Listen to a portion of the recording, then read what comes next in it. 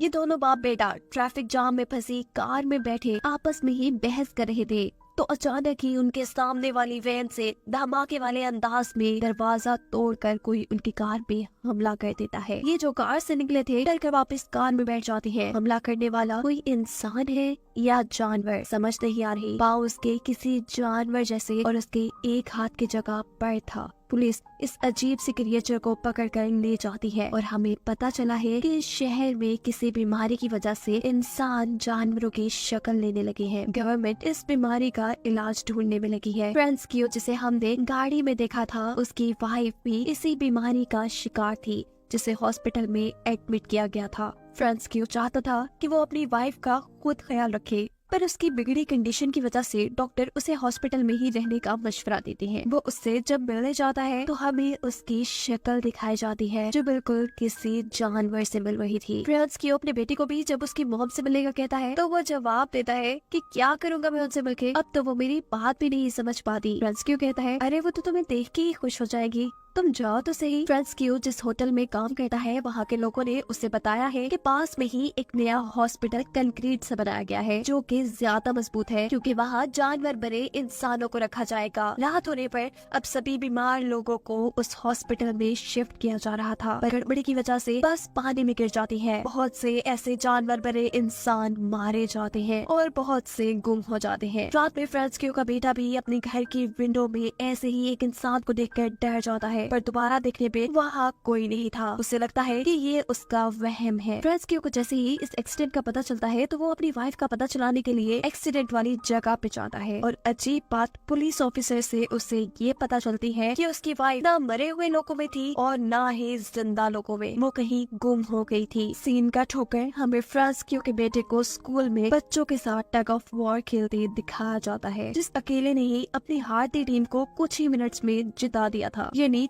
उसके अंदर बहुत ताकत आ गई थी, कैसे ये उसे भी नहीं मालूम था। इस सब में उसका नेल भी टूट चुका था, इसीलिए जब वो घर जा रहा होता है तो उसकी दोस्त उसे रोककर उसे फ्राइडे को होने वाली पार्टी के बारे में पूछती है जिसमें वो किसी वजह से नहीं जाना चाहता था। घर आकर वो नोटिस करता है कि उसकी रीढ़ की हड्डी बाहर निकल रही है। वो डर जाता है कि कहीं वो भी जानवर तो नहीं बन रहा। इस डर में वो जोर जोर से नहाने लग जाता है लेकिन ये कोई महल थोड़ी ना थी जो उतर जाती। यही दूसरी तरफ फ्रैंकियो को सुपर मॉल में वही पुलिस ऑफिसर मिलती है जिससे उसे अपनी वाइफ के गुमने का पता चला था, जो इस वक्त भी यही कहती है कि आपकी वाइफ कहाँ पे कुछ पता नहीं चला। मरे लोगों की लिस्ट में उनका नाम नहीं है और जो लोग जिंदा बचे हैं उनका हम अच्छे से ख्याल रख रहे हैं। इन्हीं बातों के दौरान अचानक मॉल में कोई जोर से चिल्लाता है। अफरा तफरी में जब सारे इकट्ठे होते हैं तो वो आदमी कहता है कि मैंने यहाँ पर एक अजीब इंसान को देखा। सभी वहाँ से साइड पे हो जाते हैं जबकि फ्रैंकियो उस अजीब इंसान को देखने के लिए आगे बढ़ता है क्योंकि उसे लग रहा था कि शायद उसकी वाइफ यहाँ होगी। लेकिन यहाँ पर तो एक ऑक्टोपस के जैसा दिखने वाला इंसान था जो फ्रैंकियो के साथ पुलिस ऑफिसर को देखकर यहाँ से भागने की कोशिश में था। उसने अपने हाथ में आई कई चीजों को ऑफिसर की तरफ फेंका था लेकिन ऑफिसर भी काफी तेज थी और उन्होंने इस इंसान को पकड़ ही लिया था। उसके पकड़े जाने के बाद फ्रैंकियो को यहाँ पर एक छोटी लड़की भी दिखती है जो बिल्कुल एक बर्ड बन चुकी थी। मॉल से बाहर आने पर पुलिस ऑफिसर फ्रैंकियो से पूछती है कि आपने इतना सारा सामान किसके लिए खरीदा है। फ्रैंकियो बातें बनाते हुए कहता है कि कुछ नहीं, मैं सर कैंपिंग पे जा रहा हूँ, इस सामान की मुझे उस वक्त जरूरत पड़ेगी। हालांकि ये सामान उसने अपनी वाइफ को ढूंढने के लिए खरीदा था। उसे लगता था कि उस एक्सीडेंट के बाद उसकी वाइफ जंगल में खो गई है। उसने तो अपने और अपने बेटे के कपड़े भी जंगल में जगह जगह लटका दिए थे क्योंकि अब उसकी वाइफ की सूंघने की सेंस बहुत ज्यादा तेज हो चुकी थी। उसे लगता था कि इन कपड़ों को सूंघ सूंघ कर उसकी वाइफ उस तक पहुंच जाएगी। अब क्योंकि गवर्नमेंट का ऑर्डर है कि ये लोग ऐसे बीमार इंसानों को घर पर नहीं रख सकते, पर फ्रैंकियो यही काम करना चाहता था। वो अपनी वाइफ की देखभाल खुद करना चाहता था और ऐसे में उसे सारे सामान की जरूरत पड़ती। घर आने पर वो अपने बेटे से कहता है कि आज मॉल में 2 जानवर बने इंसानों को देखा गया है और काफी सारे ऐसे इंसान हैं जो उस एक्सीडेंट के बाद गुम हो चुके हैं और मुझे लगता है कि तुम्हारी मॉम भी गुमी हुई है। तुम फिक्र ना करो, हम फ्राइडे को जाकर जंगल में उन्हें ढूंढ लाएंगे।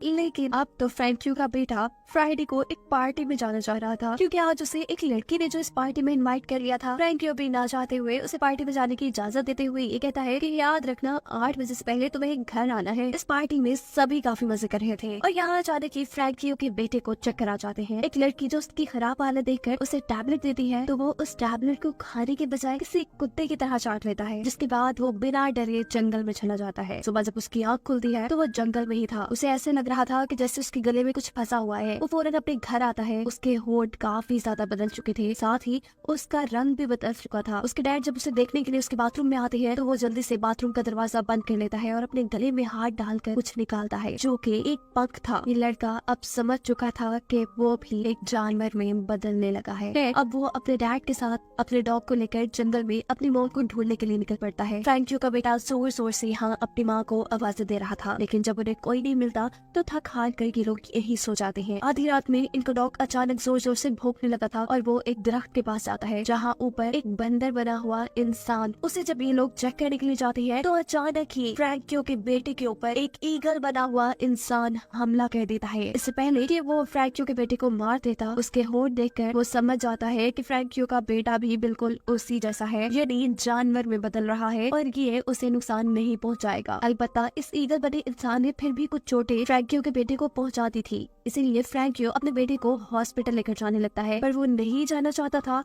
क्योंकि वहाँ जाकर सबको उसकी सच्चाई पता चल जाती कि वो एक एनिमल में बदल रहा है। लेकिन रास्ते में मिल जाती है पुलिस ऑफिसर जो फ्रैंकियो से पूछती है कि आपके बेटे को कोई प्रॉब्लम है क्या। फ्रैंकियो कहता है नहीं, बस इसे कुत्ते ने काट लिया है। पुलिस ऑफिसर कहती है जो भी है हॉस्पिटल तो जाना ही पड़ेगा। वो इन दोनों को लेकर हॉस्पिटल आती है। आर्मी के डॉक्टर्स यहाँ उसकी पट्टी कर देते हैं और पुलिस ऑफिसर फ्रैंकियो को बताती है कि गवर्नमेंट ने अब इस सारे हालात को कंट्रोल करने के लिए यहाँ आर्मी बुला ली है। खैर फ्रैंकियो अपने बेटे को लेकर घर चला जाता है और घर जाने पर उसका बेटा अजीब तरीके से अपनी पट्टी उतारकर अपनी टांगे खोलकर अपनी चोट को चाटने लग जाता है। भूल जाने पर भी उसकी लैब में जब चूहे बोलते हैं तो वो जोर से चीख मारकर उन सभी चूहों को चुप करा देता है, ऐसे जैसे वो चूहे उसकी बात समझ रहे हों। जिसके बाद फ्रैंकियो का बेटा वहाँ से बाहर नदी की तरफ चला जाता है। वो नदी से एक कच्ची मछली पकड़कर खा चुका था और ये सब एक औरत ने भी देख लिया था। इससे पहले कि वो औरत उसे कुछ करती, वहाँ से वो भाग जाता है। जंगल में दोबारा उसे वो ईगल बना इंसान मिलता है जो उड़ने की कोशिश कर रहा था और काफी हद तक कामयाब भी हो चुका था। वो यहाँ अपनी पकड़ी हुई कच्ची मछली उसे देता है, उससे कुछ बातें करता है और ये ईगल बना इंसान उसे बताता है कि मैं बर्ड में चेंज हो रहा हूँ, मैं उड़ना चाहता हूँ लेकिन बार बार गिर जाता हूँ और ऐसे मुझे बहुत चोट लगती है। क्या तुम्हें कोई ऐसी जगह पता है जहाँ पर मैं आसानी से उड़ना सीख सकूँ? ये लड़का कहता है हाँ क्यों नहीं। वो उसे एक तालाब के पास लेकर जाता है। तालाब में से ऊट-पटांग की लकड़ियों को साइड पे करके उसे कहता है कि तुम यहाँ आजादी से उड़ सकते हो और अगर नीचे गिरे भी तो पानी में ही गिरोगे, तुम्हें चोट नहीं लगेगी। यहाँ फ्रैंकियो के रेस्टोरेंट में अचानक ही एक जानवर बना इंसान हमला कर देता है, वो भी फ्रैंकियो के ऊपर ही। फ्रैंकियो नोटिस करता है कि वहाँ एक और भी जानवर बना इंसान था जो इस बड़े जानवर को देखकर वहाँ से डर कर भागा था। शायद वो फ्रैंकियो की वाइफ हो सकती थी। वो यहाँ यही सोच रहा था जबकि उसके ऊपर जिस जानवर ने हमला किया हुआ था वो जोर जोर से चिल्ला रहा था। इससे पहले कि इस होटल में बैठे हुए सभी कस्टमर डर जाते, यहाँ की ऑनर इस जानवर को गुस्से में आकर कहती है चुप हो जाओ। हैरानकुन तौर पर उस जानवर ने ऑनर की बात सुन ली थी। इस जानवर के पाँव में जंजीरें थी जिसकी वजह से वो वापस जंगल में नहीं भाग पाता और कस्टमर वाली साइड पे चला जाता है और थोड़ी देर में पुलिस आकर इस जानवर को पकड़ लेती है। फ्रैंकियो भी ऑफिसर के साथ जंगल के अंदर दूसरे बड़े जानवर को ढूंढने के लिए गया था, पर वहाँ उन्हें कोई नहीं मिलता, लेकिन अपने बेटे की साइकिल मिल जाती है जिसे लेकर जब वो घर आता है और हाथ धोने के लिए सिंक में जाता है तो उसे सिंक के अंदर से कुछ नेल्स मिलते हैं। ये फ्रैंकियो के बेटे ने ही तोड़कर इसके अंदर फेंके थे। फ्रैंकियो समझ चुका था कि अब उसका बेटा जानवर में बदल रहा है। दिखाया जाता है कि क्लास में उसका एक टांग टूट कर गिर गया था, जिसकी वजह से जब सब उसका मजाक उड़ाते हैं तो वो वहाँ से चला जाता है और पहुँचता है ईगल बने इंसान के पास। उससे बातें करता है, उसकी प्रैक्टिस देखता है और उसकी लगी चोटों पर पट्टियां करता है।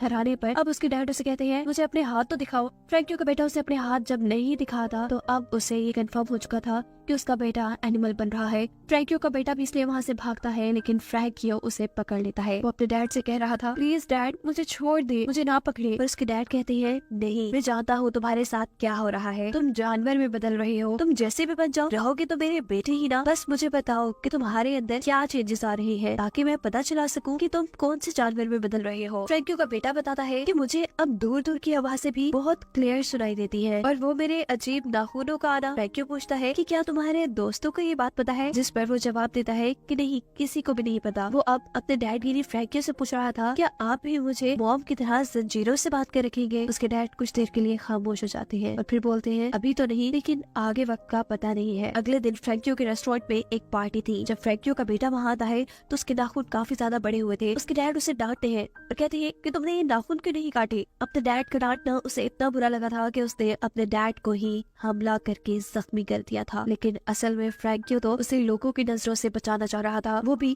उसकी गर्दन पर कैंची रखकर उसे धमकी देता है नेल्स काटने की। और नेल्स काटने के बाद हम देखते हैं कि फ्रैंकियो का बेटा अब अपने एक दोस्त से मिल रहा था। ये दोनों काफी करीब आते हैं। इस वक्त पर वो लड़की फ्रैंकियो के बेटे की रीढ़ की हड्डी को टच करती है और उससे कहती है कि मैं सब जानती हूँ तुम्हारे अंदर जो चेंजेस आ रहे हैं, लेकिन मुझे इससे फर्क नहीं पड़ता। यहाँ दूसरी तरफ इनकी क्लास फेलो को भी फ्रैंकियो के बेटे की सच्चाई पता चल चुकी थी। वो अब एक अजीब डिवाइस लेकर फ्रैंकियो के बेटे के सामने आता है, जिसकी आवाज इंसानों को तो कुछ नहीं कहती, पर जानवर उससे बहुत ज्यादा तंग हो जाते हैं। ये लड़का फ्रैंकियो के बेटे को बहुत तंग करता है और कहता है कि मैं तो तुम्हारी सच्चाई काफी अरसे से जानता हूँ। फ्रैंकियो के बेटे से रहा नहीं जाता और वो गुस्से में एक जोरदार थप्पड़ उस लड़के के मुंह पे मार देता है, ऐसे कि उसके गाल पे निशान पड़ गए थे।